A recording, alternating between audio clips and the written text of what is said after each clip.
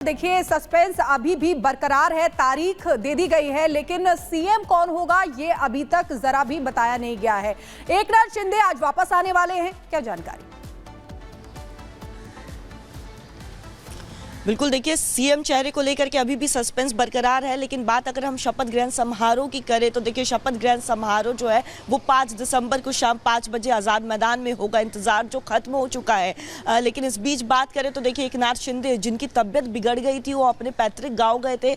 वहाँ पर जो खबर आई, वहाँ पर उनकी तबियत बिगड़ी। उसके बाद डॉक्टर्स की टीम भेजी गई, डॉक्टर से सलाह मशवरा किया गया। साथ ही साथ बात करें देवेंद्र फडणवीस की, तो उन्होंने भी फ़ोन पर उनसे बातचीत की। हालांकि डॉक्टर्स की तरफ से ये कहा गया कि वायरल संक्रमण था जिसकी वजह से उनकी तबियत बिगड़ी थी। हालांकि आज वो वापस से अपने पैतृक गांव से थाने के लिए निकलेंगे। दोपहर के बाद बताया जा रहा है कि पैतृक गांव से निकलेंगे और मुंबई में थाने में वो पहुंचेंगे अपने आवास पर। लेकिन इस बीच अगर हम बात हलचल की करें तो एक बार फिर से देखिए महाराष्ट्र में एक बार फिर से हलचल काफ़ी ज़्यादा देखने को मिल रही है, क्योंकि 5 दिसंबर का समय जो है वो तय कर दिया गया है। अब आगामी 5 दिसंबर को यहाँ पे शपथ ग्रहण समारोह होगा। और बात अगर हम आज़ाद मैदान की करें तो इसी आज़ाद मैदान में देखिए भाजपा जो है महाराष्ट्र की सियासत में अपना एक नया अध्याय लिखने जा रही है, तो सबकी निगाहें इसी पर टिकी हुई है। बात अगर हम करें तो देखिए ऑब्जर्वर्स के भी आने की पहुंचने की संभावना है, जिसके बाद ऑब्जर्वर्स यहां पे पहुंचेंगे। ऑब्जर्वर्स के पहुंचने के बाद देखिए यहां पे जो है एक बैठक होगी। पहले तो बीजेपी की बैठक होगी, बीजेपी दल का नेता जो है विधायक दल का नेता उसे चुना जाएगा। उसके बाद महायुति की बैठक होने की संभावना है। साथ ही साथ इस बैठक के बाद 5 तारीख को शपथ ग्रहण समारोह होगा। और देखिए समारोह की बात करें तो इसमें देखिए बहुत भव्य समारोह होने जा रहा है। खुद प्रधानमंत्री नरेंद्र मोदी शिरकत करेंगे। साथ ही साथ दूसरे राज्यों के जो सीएम हैं, बीजेपी शासित राज्यों के जो सीएम हैं, वो भी यहाँ पे पहुंचेंगे। तो बीजेपी जो है तैयारियां बीजेपी ने अब जोरों शोरों से शुरू कर दी है। लेकिन सीएम चेहरे को लेकर के देखिए पुनीता अब भी सस्पेंस जो है वो बरकरार है। हालांकि देखिए बीजेपी की बात करें, अजीत पवार गुट की बात करें या एकनाथ शिंदे गुट की बात करें, उन्होंने तो साफ कर दिया है कि उनका जो नेता होगा वो देवेंद्र फडणवीस होगा। क्योंकि टेक्निकली बात करें तो सबसे ज्यादा वोट परसेंटेज की बात करें या वोटिंग की बात करें तो सबसे ज्यादा जो रिजल्ट है कोमल, बहुत धन्यवाद आपका इस जानकारी के लिए। अपडेट आगे भी लेते रहेंगे आपसे, क्योंकि महाराष्ट्र में सीएम के नाम पर मोहर लगनी बाकी है, लेकिन तैयारियां पूरी हो चुकी हैं। और एक बात तो साफ है कि 5 दिसंबर को महाराष्ट्र को नई सरकार, नए सीएम मिल जाएंगे। रिपोर्ट देखिए।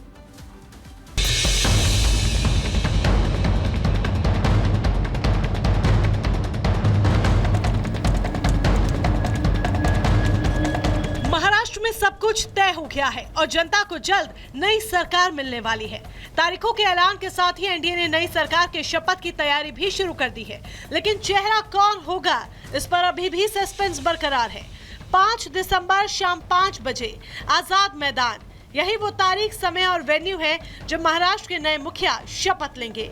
प्रधानमंत्री नरेंद्र मोदी की मौजूदगी में महाराष्ट्र की नई सरकार अपना कामकाज संभालेगी।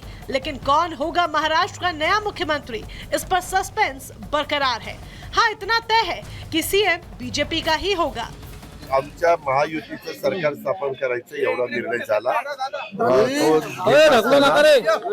भाजपचा मुख्यमंत्री होईल तोही निर्णय झाला। महायुति सरकार का शपथ ग्रहण समारोह माननीय पंतप्रधान नरेंद्र मोदी जी के उपस्थिति में मुंबई के आजाद मैदान पर 5 दिसंबर 2024 को 5 बजे होगा। मैं महाराष्ट्र की जनता को बहुत बहुत शुभकामनाएं देता हूं। जिस नाम को लेकर सस्पेंस बरकरार है और जिसका सबको इंतजार है, उसके नाम का ऐलान बीजेपी विधायक दल की बैठक के बाद होगा। बीजेपी विधायक दल का नेता बनने के बाद उसके नाम पर एनडीए की मोहर लगेगी। लेकिन जानकारी के मुताबिक देवेंद्र फडणवीस सीएम रेस में सबसे आगे है। तो सवाल ये कि क्या शिंदे मान गए हैं?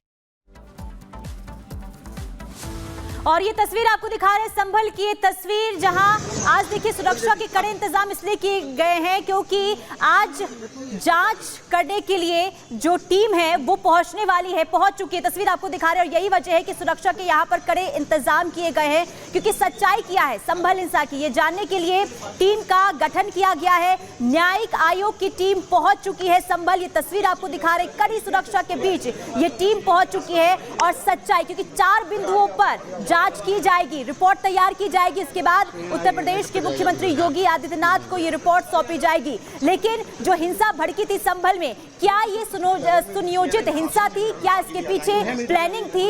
इसी सच्चाई को जानने के लिए जांच का जिम्मा जो है न्यायिक आयोग को सौंपा गया है और आज हर एक पहलू पर जांच की जाएगी। ये तस्वीर आपको दिखा रहे, कड़ी सुरक्षा वहां पर और लगातार, क्योंकि देखिए जिस तरीके से सियासत इस पूरे मामले को लेकर हो रही है, ये भी हम लगातार आपको बता रहे हैं किस तरीके से सपा के नेता हो, कांग्रेस के नेता हो, संभल जाने पर अड़े हुए हैं। और साफ तौर पर, क्योंकि अभी बाहरी नेताओं के आने पर संभल पर बैन लगा हुआ है, लेकिन इसके बावजूद भी जो नेता हैं वो लगातार वहां पर जाने की कोशिश करते हुए नजर आ रहे हैं। लेकिन ये जो तस्वीर आप देख रहे हैं, ये तस्वीर कई मायनों में अहम, संभल के लिए तस्वीर खास हो जाती है, क्योंकि 24 नवंबर को जो हिंसा भड़की थी, आखिर उसके पीछे की सच्चाई क्या है, आखिर इसके पीछे मास्टरमाइंड कौन है, इसी को जानने के लिए न्यायिक आयोग की टीम जो है पहुंच चुकी है और हर एक बिंदु पर जांच की जाएगी। जांच इस बात की जाएगी कि आखिर हिंसा जो भड़की, इसके पीछे की आखिर सच्चाई क्या है। क्या ये प्री प्लान साजिश थी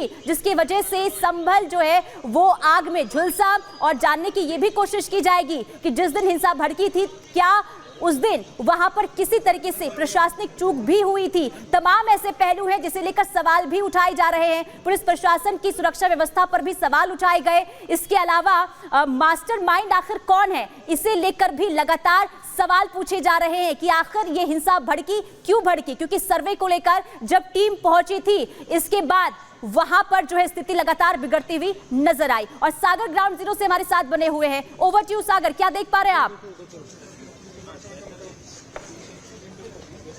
देखिए बिल्कुल पुनीता, अगर हम बात करें तो इस समय संभल के मस्जिद एरिया में प्रवेश कर चुकी है। इस समय जो टीम आ रही है न्यायिक आयोग की, कुछ ही देर में मस्जिद में उनका दाखिला होगा और उसके बाद जांच की जाएगी, मस्जिद के अंदर प्रवेश होगा कि आखिर कैसे संभल में 24 तारीख को हिंसा भड़की थी और जो पहलू में उस पर अब पूरी जांच की जाएगी। यही नहीं, बात अगर हम करें तो आगे इस तरह की घटनाएं ना हो, आज के दिन जब न्यायिक आयोग की टीम पहुंचेगी, इस पर भी पूरी अब प्लानिंग अब की जाएगी।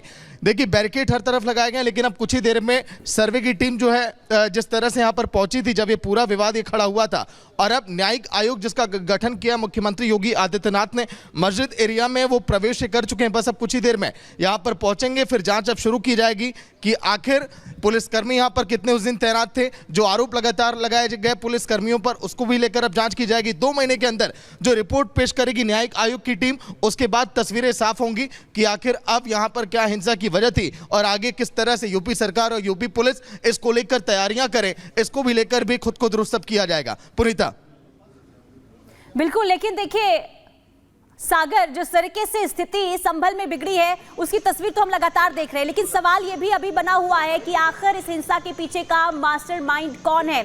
और यही वजह है कि इस वक्त सबकी निगाहें टिकी हुई है न्यायिक आयोग पर, क्योंकि अहम दिन ये माना जा रहा है, न्यायिक आयोग के हाथ में जिम्मेदारी इस जांच की और सच्चाई की तह तक जाने की जिम्मेदारी है।